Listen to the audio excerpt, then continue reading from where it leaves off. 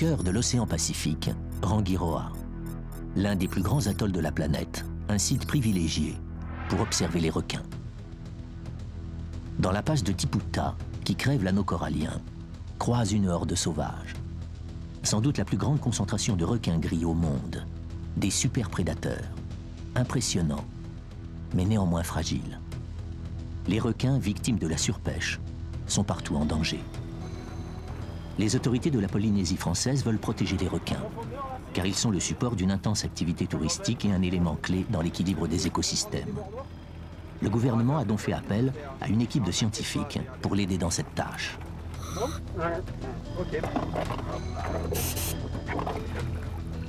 Le but de la mission est de mieux connaître les requins gris de Rangiroa. Combien sont-ils? Comment vivent-ils? Le véritable défi de ces scientifiques, c'est de tenter de voir ce que personne n'a jamais pu observer: l'accouplement des requins.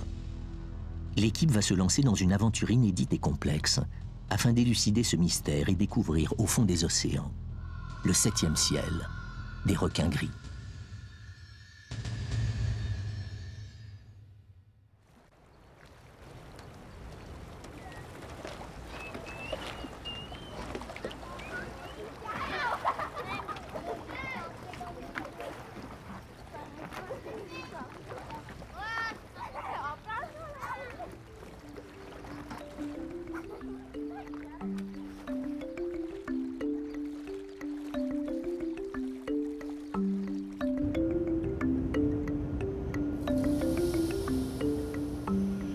Pour cette mission très spéciale, 3 scientifiques venus d'Europe débarquent à Rangiroa. Laurent Balesta, Charlotte Stenberg et Pierre Descamps. Pierre Descamps et Laurent Balesta sont des biologistes marins de l'Université des sciences de Montpellier.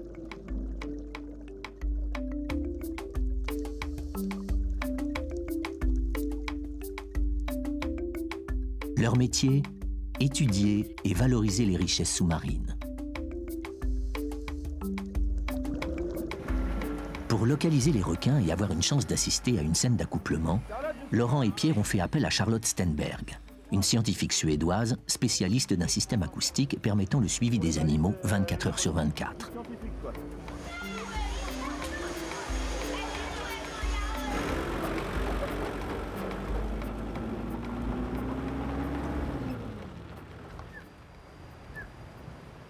Yann Hubert complète l'équipe. Il vit à Rangiroa depuis 15 ans et ses 10 000 plongées font de lui l'un des meilleurs guides des fonds polynésiens.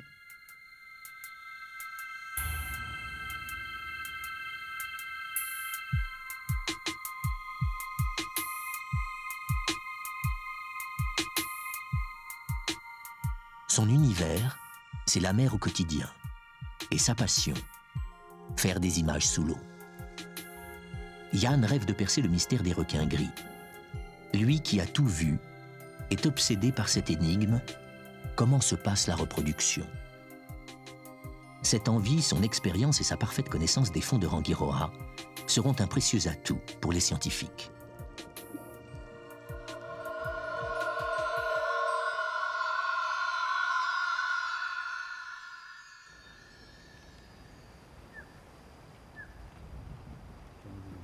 Charlotte a fait le voyage avec son volumineux matériel de tracking sous-marin.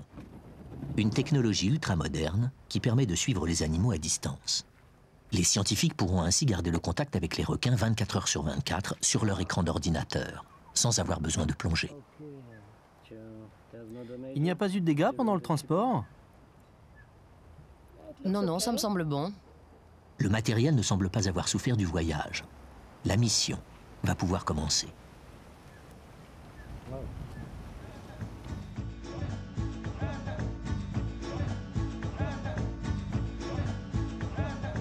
Laurent, Yann et Pierre ont rendez-vous avec Punoa, un pêcheur Pomotu qui connaît l'atoll comme sa poche.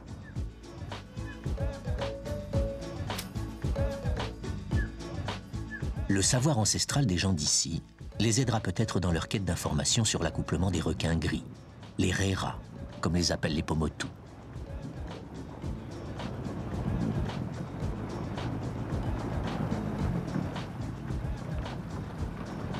Reste une question. Même si Punoa sait quelque chose, Sera-t-il prêt à partager son secret avec les scientifiques? On essaie de voir les rairas en train de se reproduire, de s'accoupler. Toi, tu as déjà vu le... L'accouplement des requins? Non, les rairas, non. Ouais, mais tu sais, même les plongeurs, jamais personne a vu les rairas s'accoupler.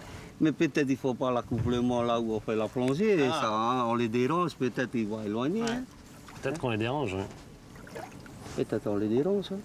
Et il n'y a pas des endroits à Ranguerois où il y aurait des nurseries où on voit des tout petits requins? Ben, vers le lagon bleu, hein, par là-bas. Hein. Dès que tu marches et tu as les pieds dans l'eau, ils sont tous derrière toi. Hein. Plus tu as les plus vite, et plus ils s'approchent. Hein.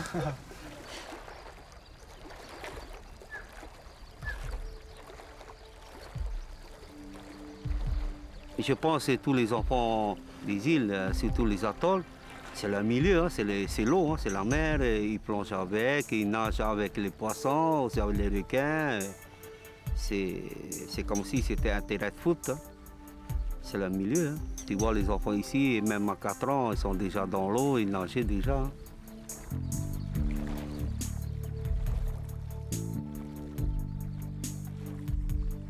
Nous, on jouait beaucoup avec les requins. J'ai nagé avec les tigres ou avec les marteaux.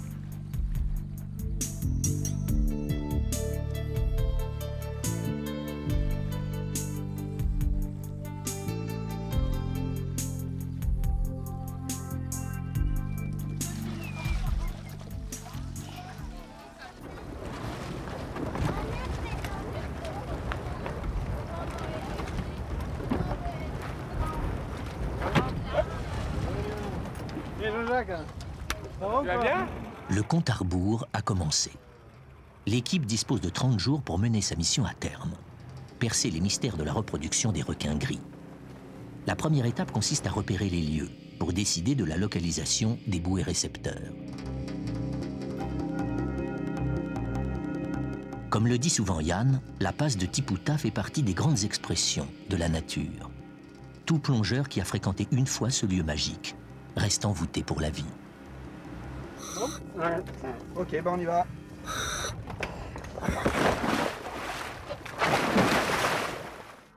Avec ses 60 mètres de profondeur et ses 300 mètres de large, la passe de Tipouta est un coup de hache gigantesque dans le récif. Mais à l'échelle de l'atoll, c'est une porte étroite reliant le lagon à l'océan. Dans la passe, la première chose qui frappe, c'est la concentration exceptionnelle de poissons. Ils forment des bancs compacts et très disciplinés, comme ces barracudas qui patrouillent en rang serré.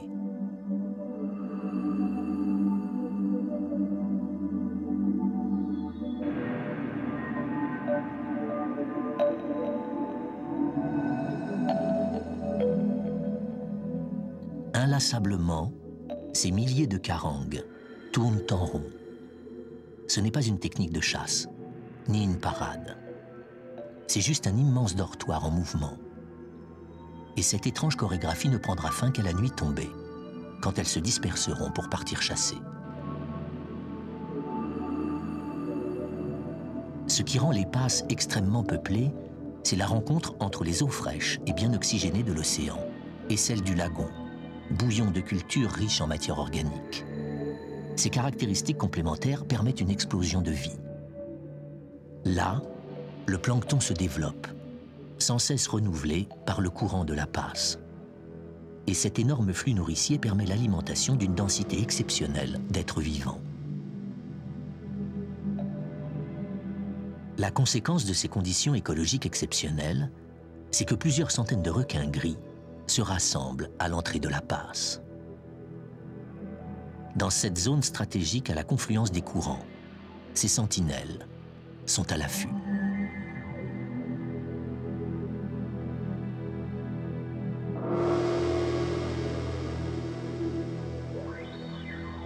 Les grands requins sont au sommet de la pyramide alimentaire. Ils n'ont pas de prédateurs naturels, à part l'homme. Il n'est pas rare d'observer sur le récif des individus rescapés portant un hameçon au coin de la gueule. Sur l'ensemble de la population du globe, 100 millions de requins sont tués chaque année. Et pour certaines espèces, seuls 1 à 5% des individus atteignent l'âge de se reproduire. Une hécatombe intolérable due au commerce des ailerons. En enrichissant notre connaissance sur ces animaux hors du commun, nous serons mieux armés pour les protéger. C'est tout l'enjeu de la mission des scientifiques. Et pour cela, Rangiroa est un lieu unique. Pas moins de 12 espèces différentes de requins y ont été observées ces 20 dernières années. Ces différents requins peuvent être classés en deux grandes catégories, les requins pélagiques et les requins benthiques. Les requins benthiques vivent en étroite relation avec le fond marin. Ils sont souvent immobiles, posés sur le sable ou dans des grottes, comme le requin corail ou le requin nurse. Les requins benthiques sont pourvus de muscles qui leur permettent de ventiler leurs branchies même à l'arrêt. Ils pompent l'eau par la bouche et l'évacuent par leurs fentes branchiales, qui agissent comme des soupapes.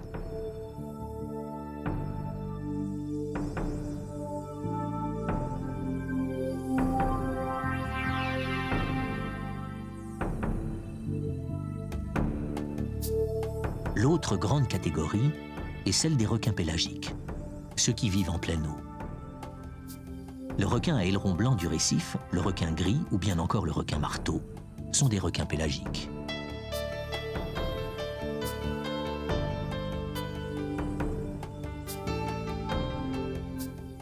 Ces requins ne sont pas capables de pomper l'eau à l'arrêt.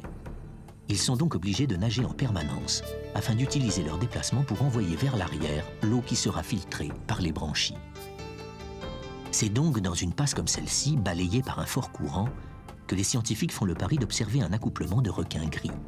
C'est ici qu'il faut installer les balises.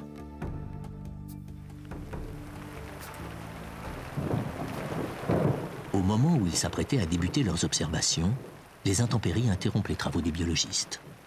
Pendant 5 jours, les pluies tropicales les contraignent à l'inactivité et ils prennent leur mal en patience, tandis qu'une précieuse portion du temps imparti s'écoule en vain.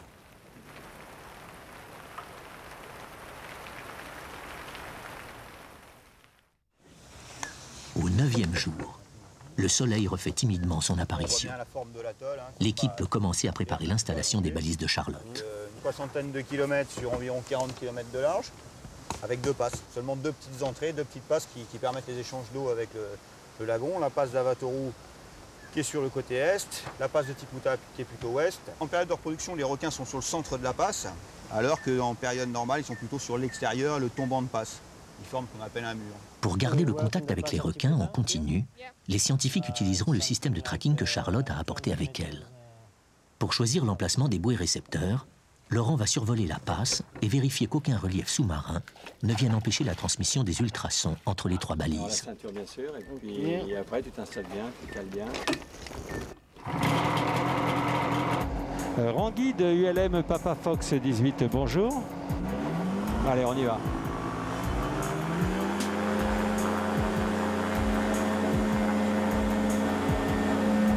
Ok, c'est bon.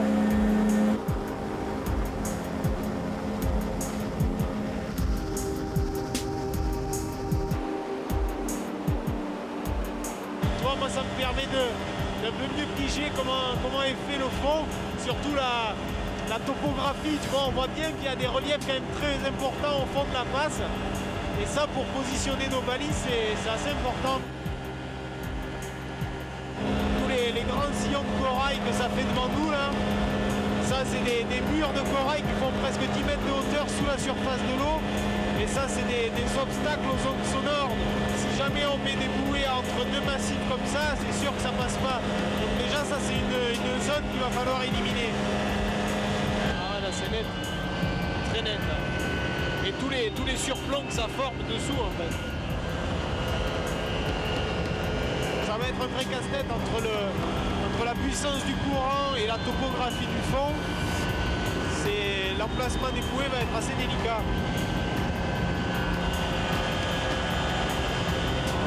Ah mais là il y a des dauphins. Ah ben voilà, ouais. Là il y a des dauphins, ouais.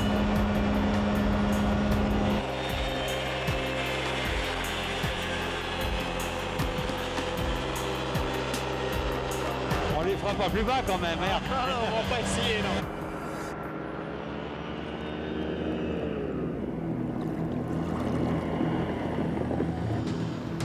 Le lendemain, l'équipe a fait son choix. Laurent, Pierre et Yann vont préparer les points d'ancrage sur les sites où seront mouillés les bouées récepteurs. Les travaux sous-marins vont enfin commencer, alors qu'un tiers du temps s'est déjà écoulé.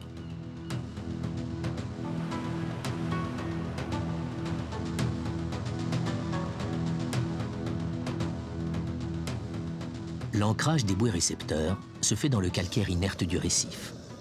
Pierre commence par faire un trou avec un perforeur pneumatique alimenté par une bouteille de plongée.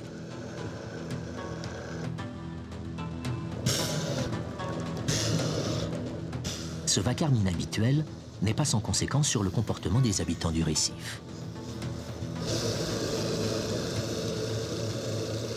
Outre une ouïe particulièrement fine, les poissons disposent d'un organe leur procurant un sixième sens.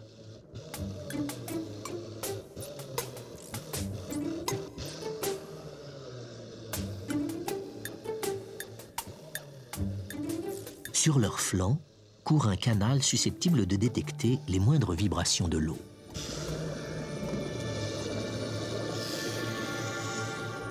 Les requins, eux, disposent d'un système encore plus perfectionné. Des canaux spéciaux situés sur le museau leur permettent de détecter les moindres vibrations provenant de proies ou du champ magnétique terrestre. Les requins semblent intrigués par ce bruit étrange et persistant. Ils deviennent pressants.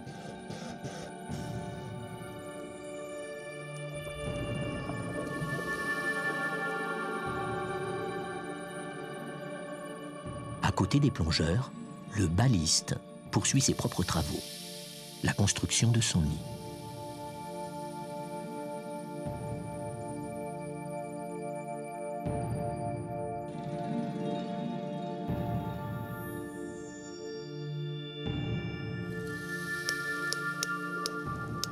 Le comportement des requins devient difficilement gérable. En temps normal, le requin gris n'est pas agressif. Malgré sa réputation, il est plutôt frugal et peut se contenter d'une proie de 200 grammes par semaine. Mais comme tout animal sauvage, il peut devenir dangereux en présence d'un stimulus alimentaire. Et sa taille, avoisinant 1,80 m, incite à la prudence. Les trois plongeurs savent reconnaître le moment où ils doivent rendre leur domaine au maître des lieux. Dès sa sortie de l'eau, Pierre rejoint Charlotte pour s'occuper de la station à terre. C'est un excellent emplacement pour mettre les bouées récepteurs et tout le système. Vraiment super endroit. Tu as vu le courant là? Ouais, il est vraiment très fort. C'est ici que seront reçues toutes les informations concernant les déplacements des animaux. Ouais, c'est vraiment très excitant. Juste en face de la base, les dauphins s'adonnent en famille à leur sport favori, le surf, dans les vagues du Mascaret.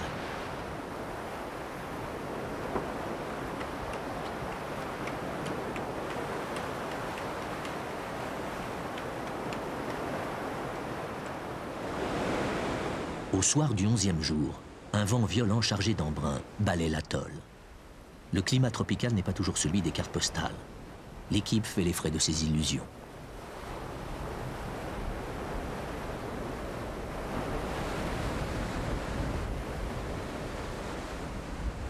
Quand les alizés soufflent avec autant de violence, ils soulèvent une forte houle dans le lagon qui se heurte au niveau de la passe à celle de l'océan. La rencontre des deux courants forme un mascaret, des vagues chaotiques et dangereuses qui rendent impossible les plongées.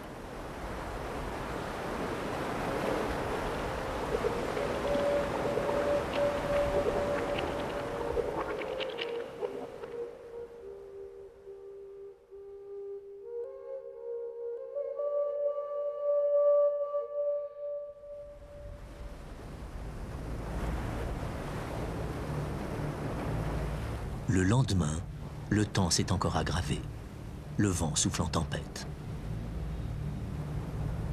10 jours sans faiblir, dans une atmosphère de grisaille, pesante pour tous. La mission est encore une fois stoppée.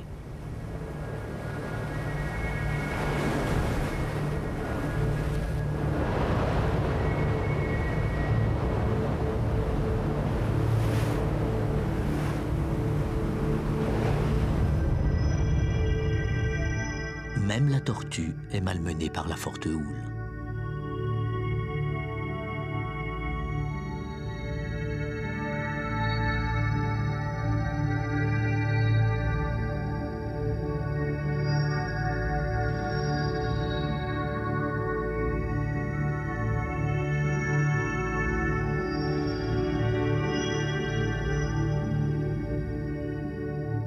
De telles conditions, difficile pour elle de rechercher sa nourriture préférée. De petites éponges noires qui poussent sous les colonies de corail mort.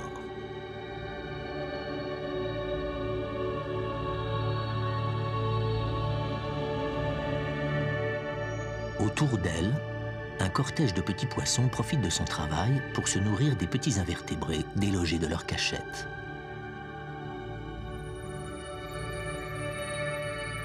L'effet de la tempête est bien visible. Le récif est jonché de branches de coraux brisées. Les récifs coralliens sont des édifices fragiles malgré leur apparente immensité. Seule une couche superficielle est vivante, le reste est simplement formé par du calcaire inerte, comme un squelette des colonies accumulées depuis des millions d'années.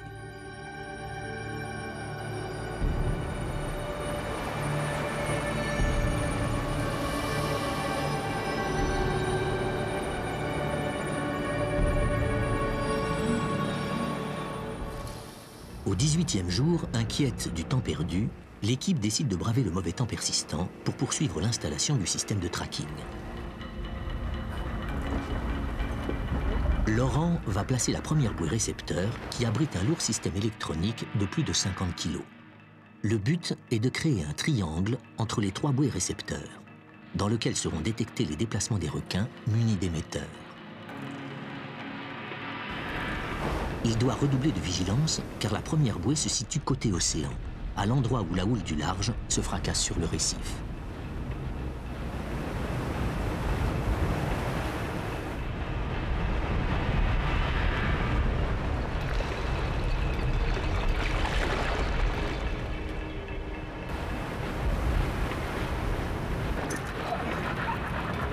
Bon, ça devrait aller. La première bouée récepteur est activée. Pour former le triangle de surveillance, la seconde bouée doit être impérativement placée dans le milieu de la passe. Malheureusement, la zone est en plein courant.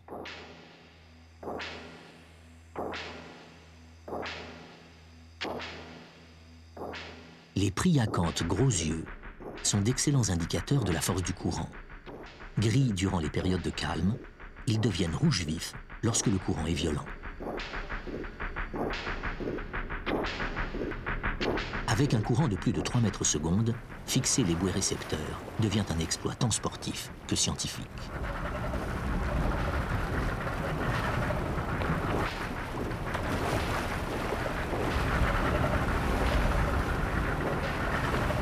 Laisse-moi partir avec le courant. Bon.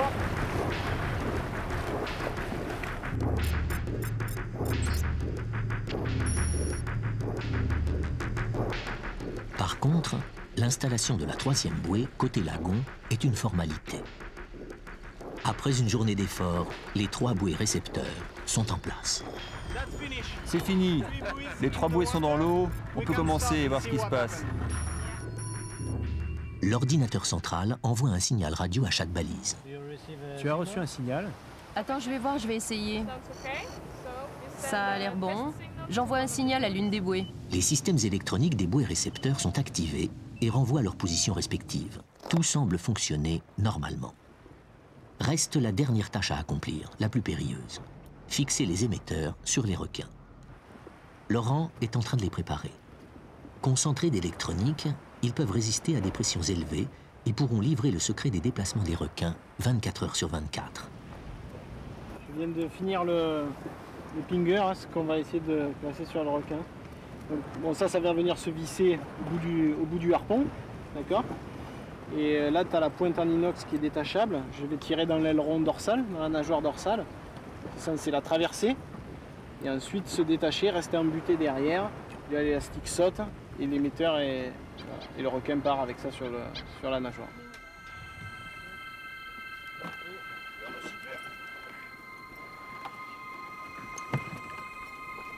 C'est bon, tu vas arriver le bout, là?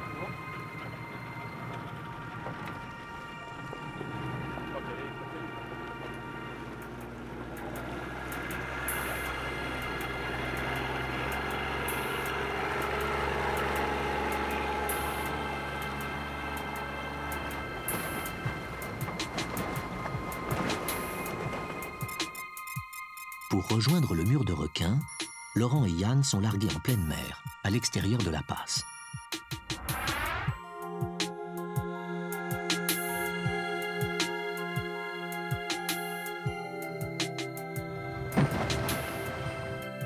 Sous leurs palmes, des fonds abyssaux de 900 mètres. Le bleu, à l'infini. Aspirés par le courant de la passe, ils vont rejoindre les requins sur le fond, par 55 mètres de profondeur. Afin de diminuer le stress des animaux, les requins ne seront pas capturés.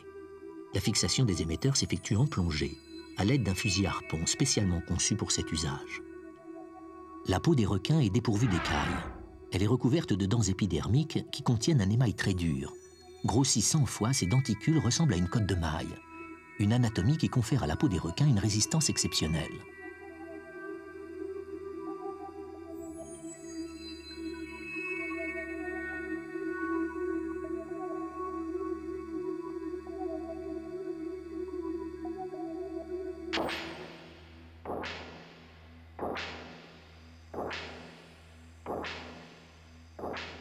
Laurent doit viser une zone très précise à la base de l'aileron dorsal.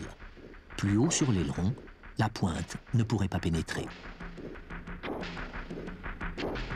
L'excitation gagne les animaux.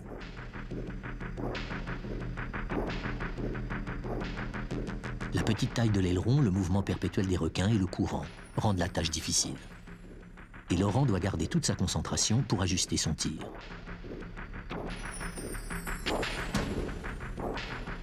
Cette opération est sans danger pour les animaux, car chaque émetteur se détachera naturellement dans quelques semaines, par oxydation.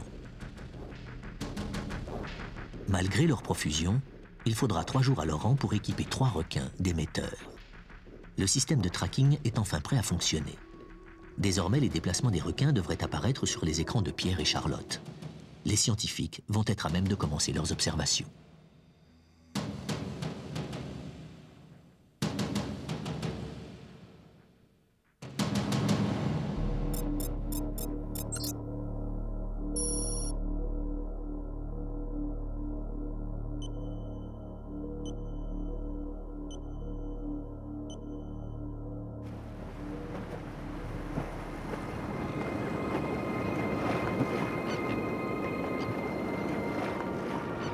T'as vu les oiseaux là-bas? Il y a du monde là. C'est quoi comme oiseau ça? Je vois pas là. Ouais, ça c'est des nudibranches. C'est souvent ces oiseaux-là qu'on trouve avec les bonites. Là, il y a du monde. Il y a les bonites d'un côté qui font tout monter, les oiseaux de l'autre, et au milieu il y a les sardines qui doivent avoir un peu peur. Là. Ouais, ça c'est les sardines, ce qu'on appelle ici les atourées, les petites sardines qui sont chassées par tous ces poissons. On essaie de s'approcher pour voir un peu.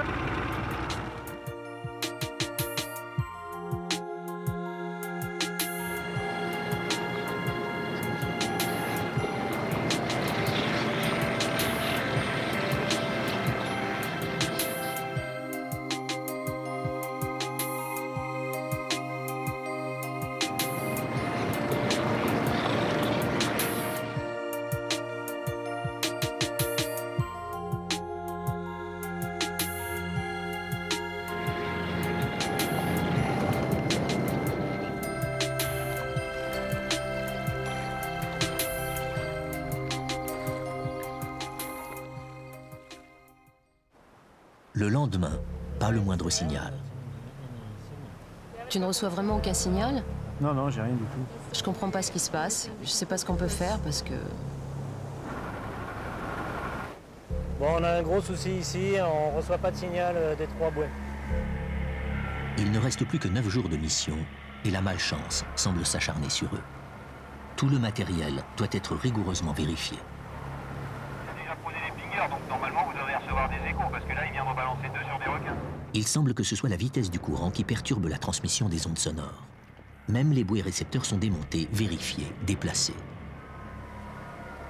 Le matériel informatique est reprogrammé, mais les jours passent, sans aucun résultat. C'est désormais une certitude. Le courant trop fort empêche le système de fonctionner. Ouais, en fait, on n'a pas de signal. Vraisemblablement à cause du courant qui est trop fort dans la passe. Voilà, donc je crois qu'on va être obligé d'abandonner. À vous? Bah écoute, rendez-vous au lodge et on en discute ce soir, on fait un point quoi. C'est un coup très dur pour l'équipe. Laurent, Yann et Pierre vont devoir repenser complètement leur méthode s'ils veulent en savoir plus sur les requins gris et percer le secret de leur reproduction.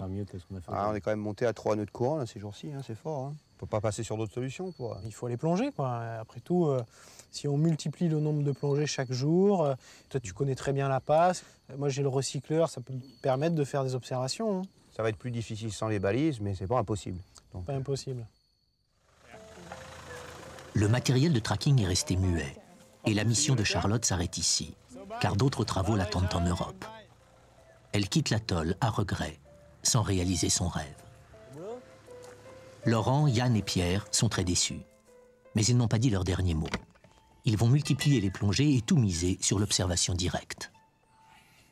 Laurent possède un atout majeur, le scaphandre recycleur électronique. Véritable révolution pour l'exploration sous-marine. Il permet de repousser les limites de la plongée traditionnelle, car ses performances sont impressionnantes. Il ne fait pas de bulles, ce qui permet d'être beaucoup plus discret et donc de s'approcher plus près des requins. Il permet aussi de réaliser des plongées beaucoup plus longues, jusqu'à 9 heures d'autonomie, sans sortir de l'eau. Enfin, le recycleur permet d'explorer la zone des 60 mètres de profondeur en toute sécurité, sans palier de décompression, interminable.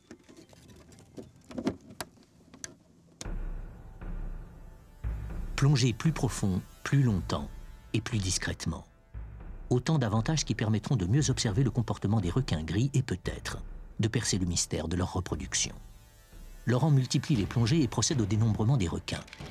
L'analyse des photos prises permettra d'affiner le comptage. Le résultat est d'ores et déjà impressionnant. La population des requins de la passe de Tiputa dépasse 200 individus adultes. Cette donnée est importante. C'est un premier état des lieux qui permettra à l'avenir de savoir si la population est stable ou en régression.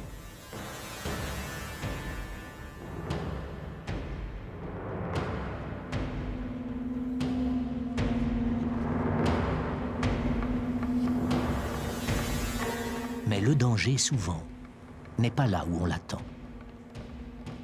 D'autres prédateurs sont présents. Cachée dans les anfractuosités du récif, la murène surveille son territoire, sur lequel seuls les nettoyeurs sont admis.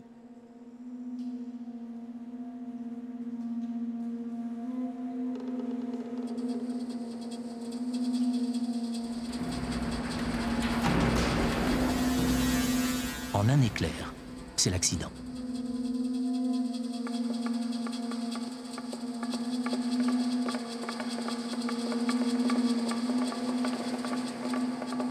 La plongée doit être immédiatement interrompue.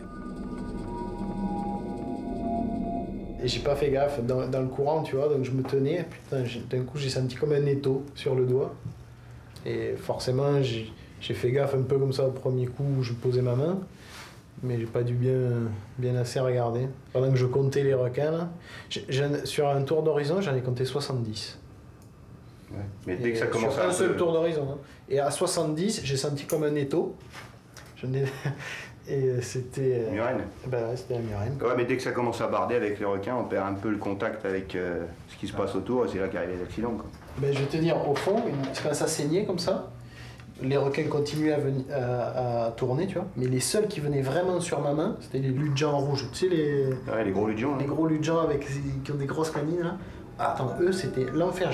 À la fin, j'étais obligé de mettre ma main sous l'épaule, tu vois, pour faire un peu étanche et qu'il n'y ait plus d'odeur qui se répande parce qu'ils venaient vraiment...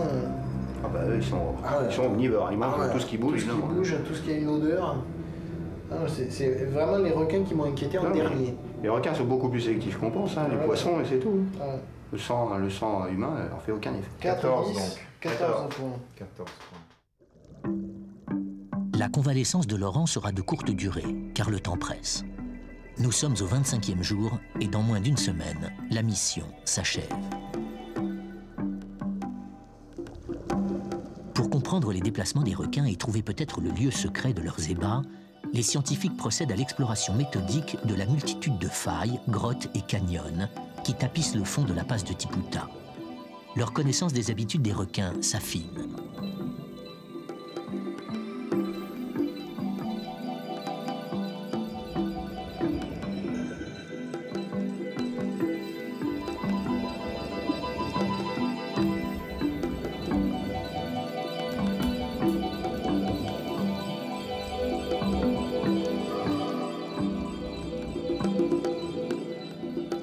Au coucher du soleil, Pierre se trouve spectateur d'un ballet frénétique de poissons chirurgiens.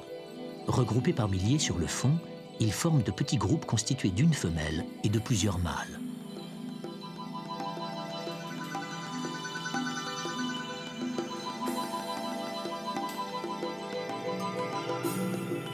Tout à coup, ils bondissent vers la surface. Les femelles libèrent leurs œufs, qui sont immédiatement fécondés par les mâles. En quelques secondes, des millions d'œufs sont émis et dispersés dans l'océan.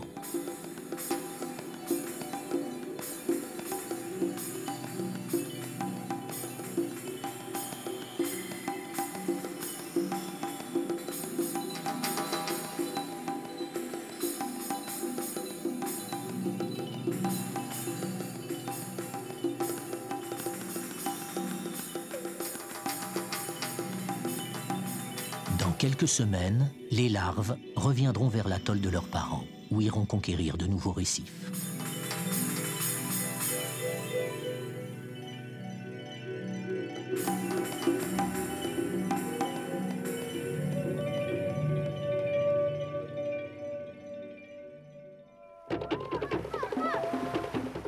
« 27e jour, l'heure d'un premier bilan. L'équipe a progressé dans sa connaissance des requins gris de Rangiroa, mais les questions essentielles demeurent. Comment et où se passent leurs accouplements? Est-ce que le pari des scientifiques a un sens? Les requins ont-ils vraiment besoin du courant de la passe pour se reproduire?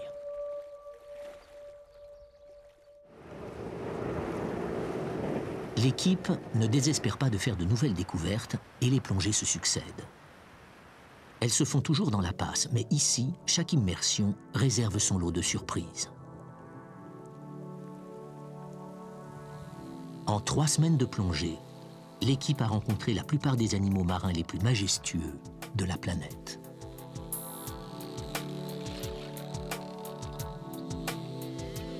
Au fil des rencontres, les scientifiques ont pris conscience de la valeur patrimoniale inestimable de la passe de Tiputa.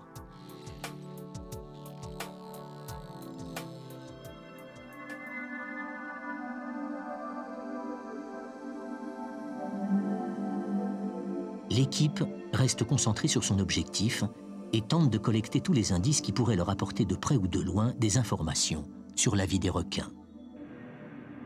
Même ce vol de raies léopards qui croisent dans la passe les ramène à leur étude. À l'arrière du troupeau, l'une d'entre elles a du mal à suivre le rythme. Elle porte les stigmates de l'attaque d'un grand requin. Leur comportement peut paraître cruel, mais les requins sont indispensables à l'équilibre de l'écosystème corallien. Ces prédateurs, dont le requin-tigre, préviennent les épidémies, contrôlent la prolifération des espèces et sélectionnent les individus les plus forts. Sans eux, les récifs seraient moins riches et moins diversifiés. Au matin du 28e jour, une surprise plus forte encore attend les plongeurs. Pierre n'en croit pas ses yeux. Les requins s'engouffrent à la queue leu-leu dans la passe et semblent se diriger vers une seule et même destination. Pierre se prend à rêver. Ce comportement nouveau serait-il le signal tant attendu? La saison de reproduction viendrait-elle de commencer? Aussitôt, il se lance à la poursuite d'un petit groupe d'individus. Il doit lutter contre la force du courant pour ne pas les perdre de vue. Les requins convergent vers le principal canyon de la passe, qui quelques jours plus tôt était vide.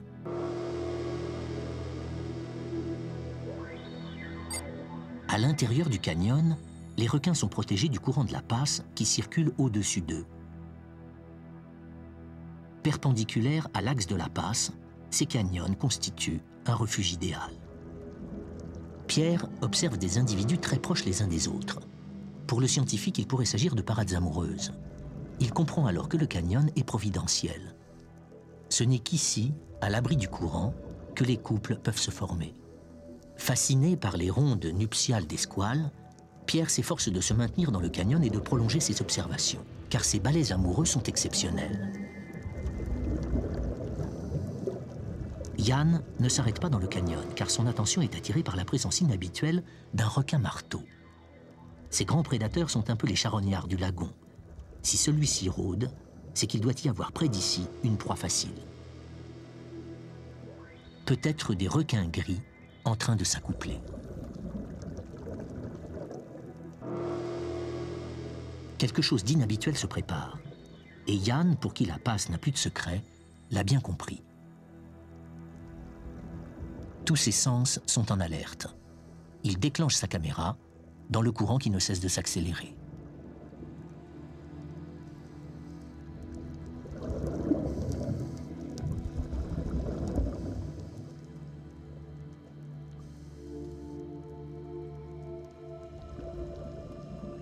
Au loin, il lui semble distinguer quelque chose.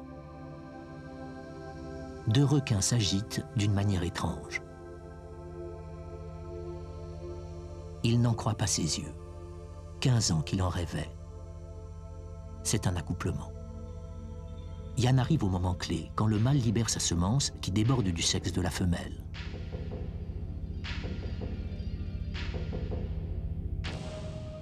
La scène n'a duré qu'un bref instant, et déjà les partenaires se séparent.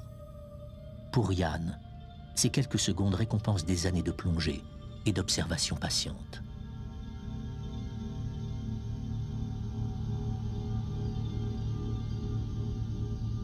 Tandis que la femelle s'éloigne, épuisée, Yann, encore sous le choc, savoure déjà ce qu'il croit être la plongée de sa vie. Mais aujourd'hui, la nature sauvage a décidé d'être plus généreuse que jamais. Elle offre à Yann une nouvelle représentation, un spectacle époustouflant. Profitant de l'épuisement de la femelle, un second mâle surexcité la saisit violemment par une nageoire. Les deux partenaires sont emportés par le courant qui balaie la passe. Yann doit redoubler d'efforts pour ne pas les perdre de vue.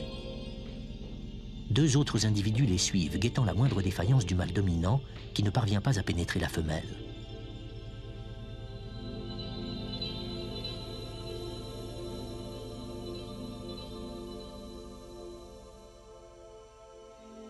À bout de force, le mâle lâche prise. Aussitôt, un troisième mâle prend le relais sans laisser le moindre répit à la femelle, déjà fortement éprouvée. La saisissant au niveau des fentes branchiales, il tente de la positionner pour l'accouplement. À cet instant, la femelle ne peut plus respirer. Incapable de nager, la femelle n'est plus oxygénée et risque la mort par asphyxie. Mais le mâle est sans pitié. Dans un état second, il abandonne toute vigilance. Même la présence de Yann, qui s'est pourtant rapproché, devient insignifiante.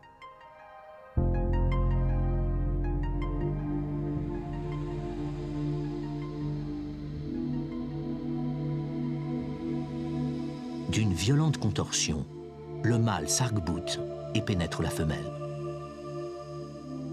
L'accouplement a commencé. Yann va donc pouvoir filmer une scène inédite, exceptionnelle. L'acte peut paraître violent, mais au fil des siècles, cette méthode d'accouplement a conduit à la sélection des mâles les plus puissants et des femelles les plus résistantes. Elle est une des clés de la survie de l'espèce depuis des millions d'années.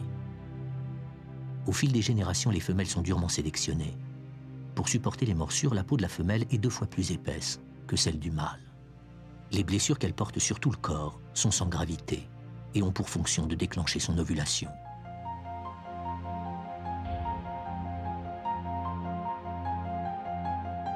Le mâle possède 2 organes copulateurs, mais n'en utilise qu'un seul à la fois. Cet organe n'est pas un pénis érectile. Il provient de la transformation d'une arête de sa nageoire ventrale.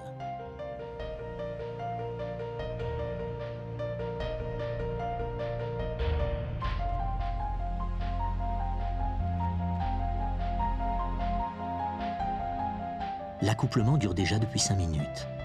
Les requins ne se déplacent plus. Ils sont au bord de l'asphyxie. Ils sont positionnés face au courant pour que l'eau puisse pénétrer dans leur gueule sans qu'ils se déplacent et maintenir un niveau minimum d'oxygénation. C'est véritablement le courant qui assure leur survie.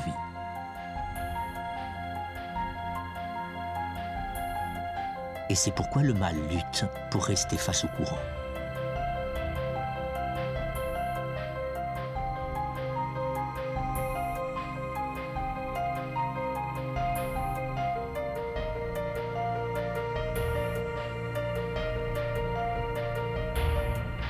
Pour Yann aussi, la scène est épuisante. Il lutte depuis plus de 10 minutes contre le fort courant, agrippé au corail et entraîné par le poids de sa caméra. L'accouplement semble toucher à sa fin. À cet instant, le rôle du courant prend toute son importance. Faisant office de respirateur artificiel, il se charge de réanimer les requins.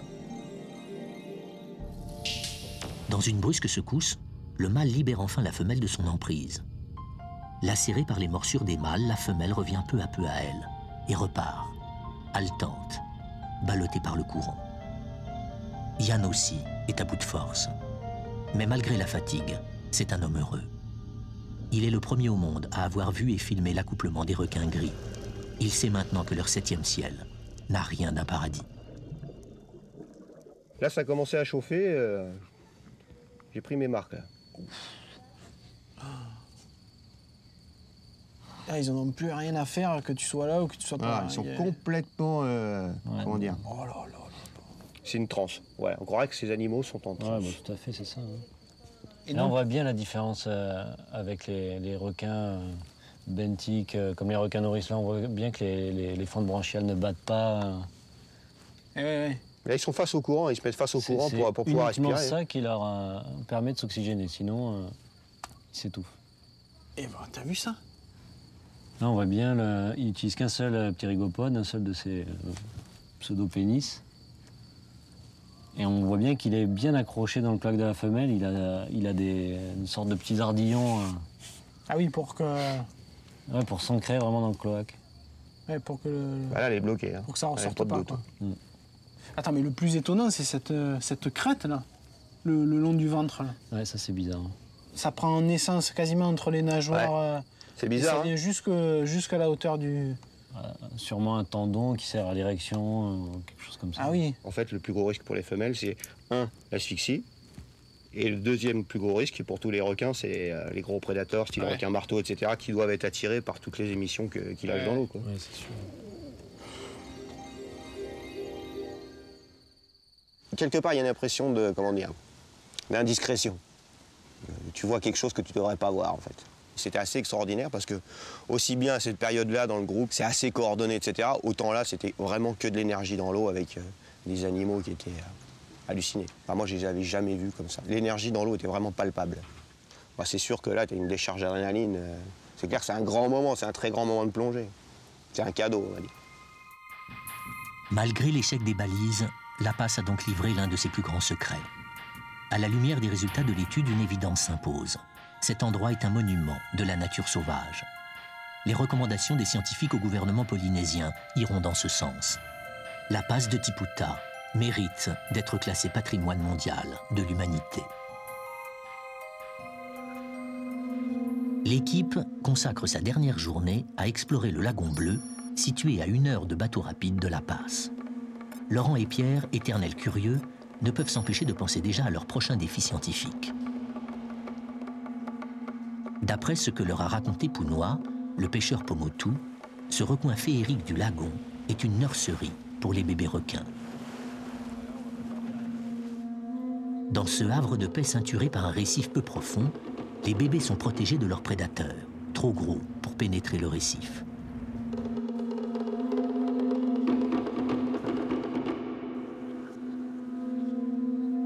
L'observation de ces nouveaux-nés permet à l'équipe de pointer une nouvelle inconnue du monde des requins. Comment mettent-ils bas? Cette interrogation relance leur enthousiasme. Comme si 1 mois de travail, de doute et de persévérance n'avaient rien enlevé à leur insatiable curiosité. Autour du bateau, des centaines de bébés requins nagent tout près de la surface. Ce ne sont pas des requins gris, mais une espèce proche, des pointes noires.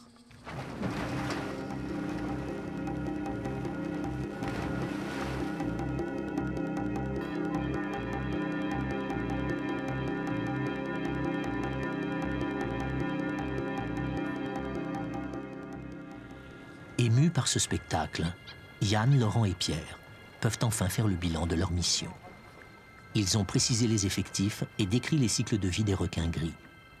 Ils savent désormais où et quand ont lieu les accouplements et surtout comment ils se déroulent. Yann a filmé la reproduction des requins gris pour la première fois. Un document unique d'une portée scientifique considérable. Enfin, ils ont prouvé le rôle indispensable du courant de la passe pour la reproduction des requins gris. Mais bien des mystères demeurent.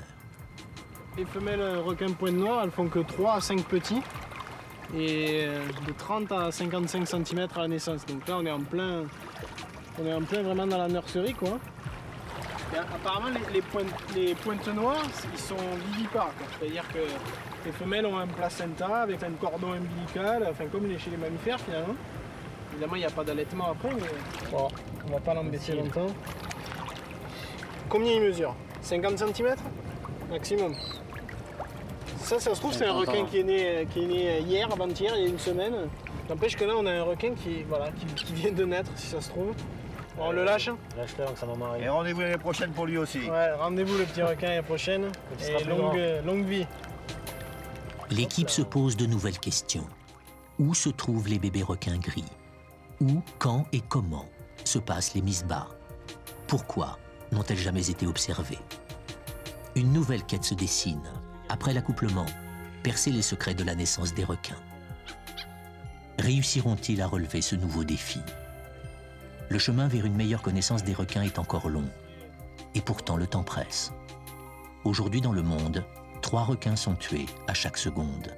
Puissent les recherches scientifiques contribuer à ce que les requins de Polynésie échappent à cette hécatombe et soient un jour protégés par la loi.